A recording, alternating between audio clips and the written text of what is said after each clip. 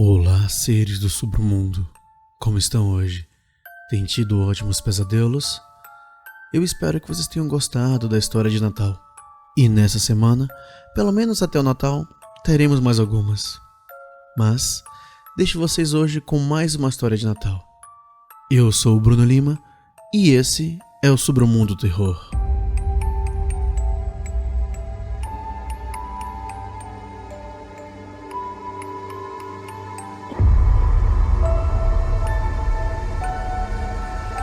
Submundo Terror.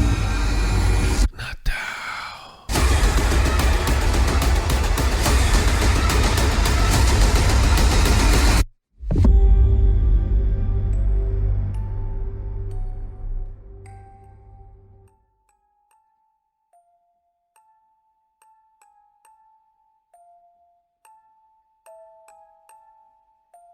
Meu pai construiu sua cabana dos sonhos no sul de Ozarks em 1991, uma recompensa para si mesmo por se aposentar mais cedo. A casa levou quase um ano para ser construída, a ponto do condado realmente ter que construir uma estrada para a propriedade da minha família no topo de uma pequena montanha. Eu tinha 14 anos na época, e sim, nós éramos ricos, mas a cabana não refletia isso. Era simples, ao contrário da maioria das monstruosidades que você vê em lugares como Aspen hoje em dia. E naquela idade, eu estava triste de pensar que preferia viver em uma cidade onde seria mais fácil ser mimado e estragado. Eu, no mínimo, odiava estar lá. Mudamos para a cabana no meio do inverno, algumas semanas antes do Natal. Todo mundo estava animado, exceto eu, por estar me mudando para aproveitar a manhã de Natal em frente à lareira enorme do qual meu pai se orgulhava tanto. Amélia, minha irmã mais nova, tinha 6 anos na época e estava super feliz com o fato do Papai Noel ter um ponto de entrada tão fácil. Nossa velha casa nem tinha uma chaminé. Olhando para trás, o primeiro dia foi um presságio, mas não havia como nós sabermos o que ia acontecer naquele dia. Paramos na cabana por volta do meio-dia de 12 de dezembro. Minha irmã jogando Kirby's Dream Land em seu Game Boy e eu ouvindo Nirvana em meu Walkman. Novamente, eu não estava animado. Mamãe e papai estavam tão animados como sempre e isso acabava me irritando. Meu pai não parava de falar sobre como ele tinha ligado a lareira ao sistema central para que todo o calor fosse distribuído uniformemente por toda a casa.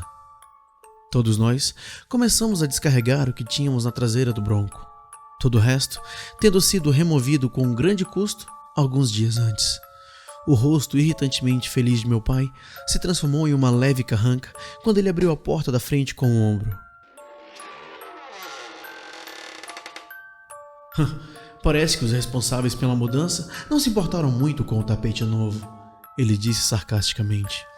Lá na sala, começando onde terminava o piso de madeira do saguão, havia um rastro de pegadas no carpete, aparentemente feitas de fuligem que ia da frente da entrada até a lareira e a porta dos fundos. Eu bufei com um comentário do meu pai, o que me rendeu um longo olhar da minha mãe. Colocamos no chão o que carregávamos em nossos respectivos quartos, e claro, eu fui encarregado de limpar a bagunça enquanto meu pai ligava para a empresa de mudanças para reclamar. Enquanto esfregava, ocorreu-me que, se as pegadas fossem de fato fuligem, seria difícil explicar por que usaram a lareira em uma cabana nova. Na época, presumi que deveria ter havido um teste executado pelo construtor para garantir que tudo estava funcionando bem. Levei cerca de 1 hora para limpar o tapete para satisfação dos meus pais. E então, fui imediatamente para meu novo quarto para continuar chafurdando em minha angústia adolescente. Naquela noite, não pude evitar a sensação de que estava sendo observado no chuveiro, de que alguém estava parado do outro lado da cortina. Tentei ignorar, mas a sensação piorou quando fechei os olhos para lavar o cabelo e o rosto. Finalmente, puxei a cortina sentindo-me um tolo por ser tão covarde. E claro, não encontrei nada fora do comum. Classifiquei minha paranoia como apenas irritação com a mudança e não pensei muito nisso.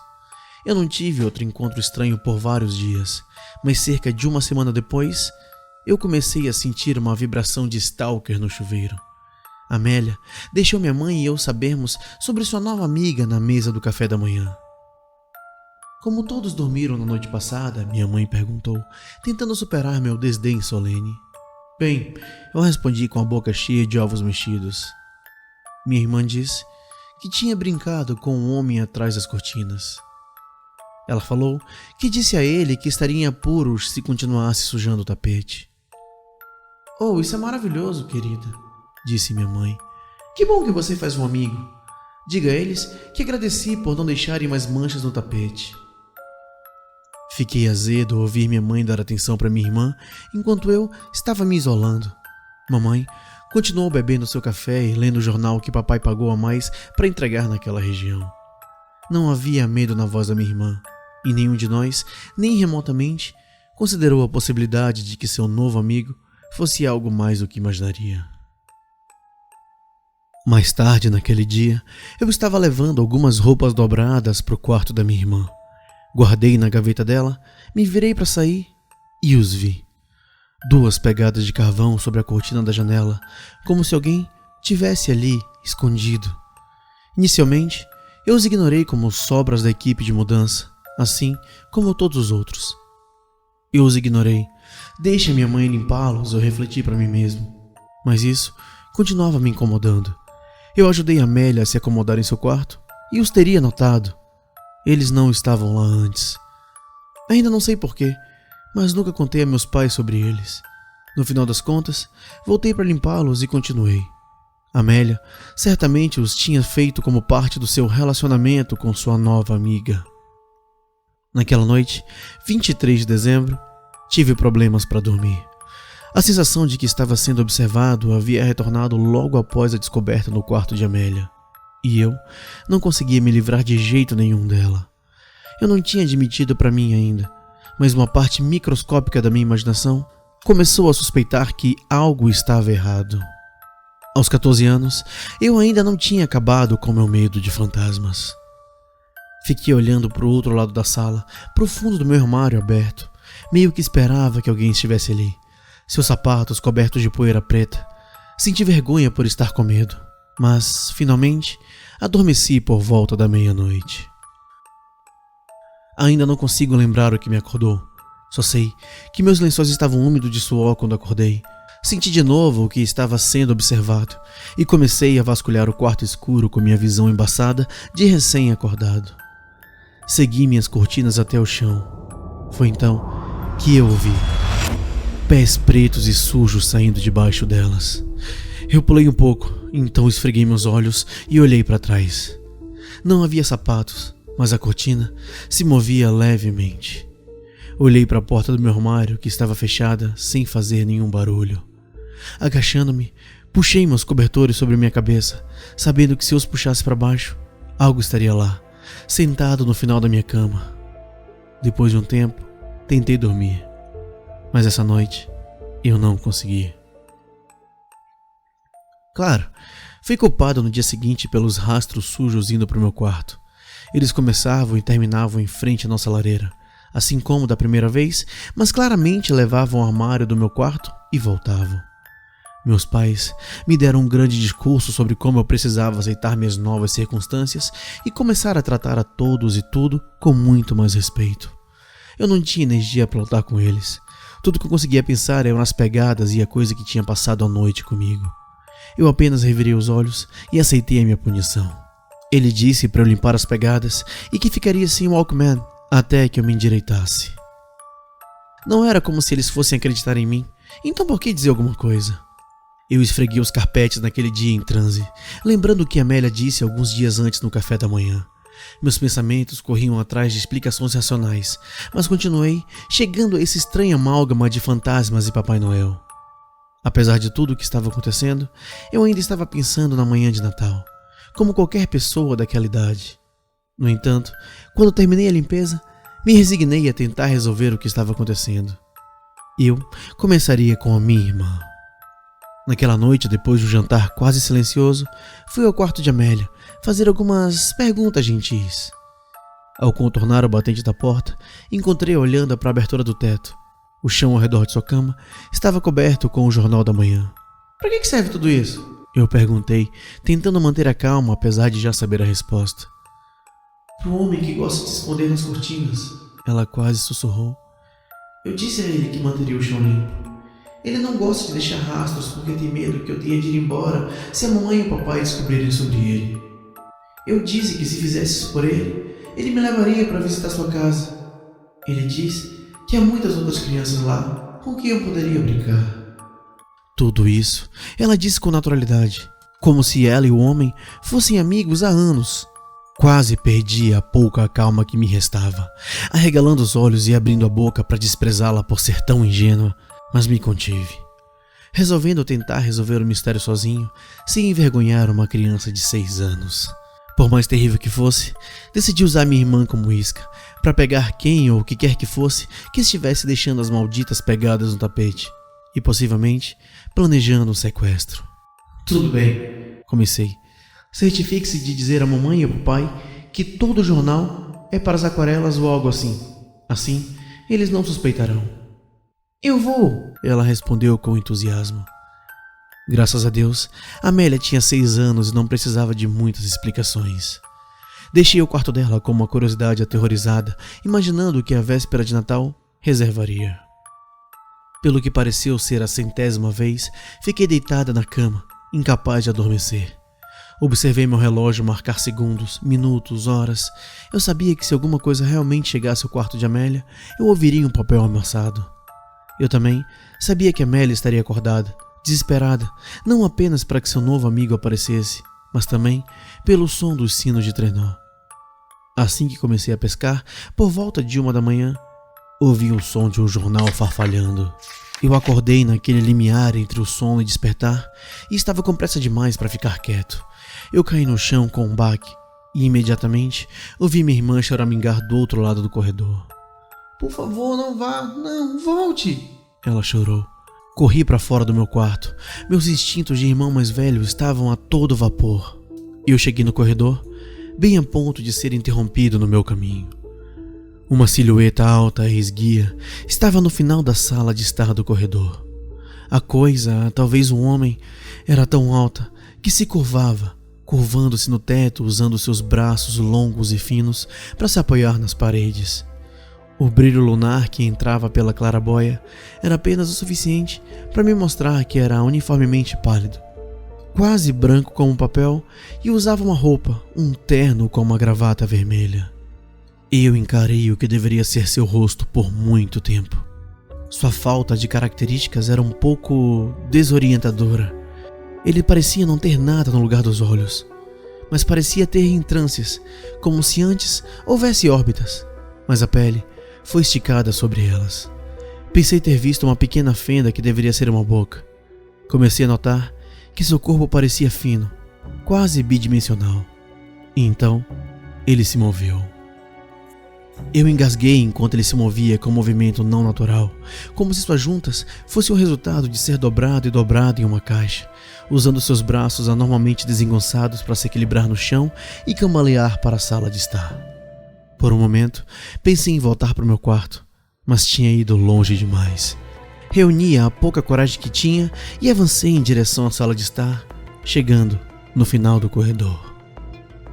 À luz da lua, segui a trilha de pegadas acinzentadas com meus olhos até a sala, onde as portas gêmeas da lareira estavam abertas. Tive um vislumbre de um galho sendo retraído para a chaminé. Eu apenas encarei, não ousando me mover, não ousando respirar muito alto ou profundamente, para que não voltasse para mim. Amélia me tirou do transe. Não machuque, ela sussurrou mansamente atrás de mim. Eu me virei assustado, meu coração batendo forte no meu peito. Nós nos olhamos por um momento, eu não acreditando no que tinha visto. Amélia não compreendendo por que eu parecia tão desgrenhado. Finalmente, encontrei palavras. Volte pra cama, Amélia! Eu disse. Não, ele não vai te machucar. Ele não vai. Ela começou a chorar. Continuei sem conseguir falar, como se essa coisa em nossa lareira tivesse roubado meu vocabulário. Eu apenas continuei ali, assistindo a Amélia chorar como se eu estivesse pegando seu cachorrinho novo.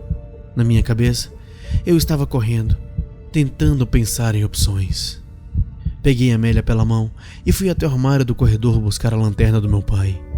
Então, me esgueirei de volta para a lareira. Amélia, felizmente, não estava lutando contra o meu aperto. Eu sentei por um momento. Amélia, se acontecer alguma coisa quando eu olhar pela chaminé, você corre e acorda a mamãe e o papai, entendeu? Amélia concordou. Respirei fundo e me inclinei para trás na lareira enquanto acendia a lanterna e olhava para cima. O resto de um lençol branco encontrou o meu. A criatura pendurada de cabeça para baixo e esticando o pescoço para me encarar. Não havia olhos, mas sim um buraco negro e redondo no lugar da boca. E ele estava escancarado, aparentemente para mostrar um buraco sem fundo. Eu pulei para fora da lareira e desabei no chão, esperando que ela saísse atrás de mim enquanto meu peito arfava. Mas isso nunca aconteceu. Em algum momento, levantei-me, peguei os fósforos da lareira, molhei o carpete com o fluido de isqueiro do armário da cozinha e coloquei o carpete em chamas. Que aquela droga de cabana se dane.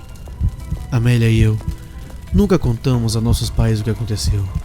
E não consigo me lembrar muito do que aconteceu logo depois. Depois de centenas de horas de terapia, a única coisa sólida que posso recuperar depois de olhar pela chaminé, naquela noite horrível de Natal, é sentar na neve com minha família, puxando meus joelhos contra o peito, enquanto esperávamos pelo corpo de bombeiros de uma cidade distante. Amélia lamentando sobre seu amigo queimado vivo. No momento em que os caminhões de bombeiros chegaram, a cabana estava completamente queimada. Nenhum dos bombeiros se incomodou em ligar suas mangueiras. Os terapeutas disseram a meus pais que tenho memórias reprimidas por estar tão miseravelmente isolado da cidade em uma época em que o desenvolvimento social era fundamental. Que monte de besteira. Amélia ficou um longo tempo sem falar comigo, porque de sua perspectiva eu havia assassinado o seu amigo imaginário. Alguns anos depois, ela começou a compreender. Conversamos, nos reconciliamos e concordamos em nunca mais falar sobre aquilo. O incêndio foi atribuído a um provável problema elétrico no sistema que distribuía o calor da lareira. Acho que os cientistas forenses de pequenas cidades não sabem como são os aceleradores. Meus pais nunca entenderam muito bem porque Amélia estava convencida de que eu havia causado o incêndio quando o corpo de bombeiros disse o contrário.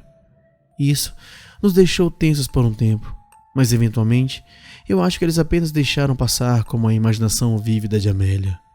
No dia seguinte, tivemos permissão para vasculhar os escombros fumegantes para tentar salvar tudo o que pudéssemos. Tudo o que encontramos foi um conjunto de pegadas que levavam até a floresta e não voltaram para casa. Nós os seguimos, mas eventualmente eles desapareceram. Meus pais não sabem a quem poderia pertencer, mas Amélia e eu, a gente sabia. Gostaram da história, seres do Sobremundo?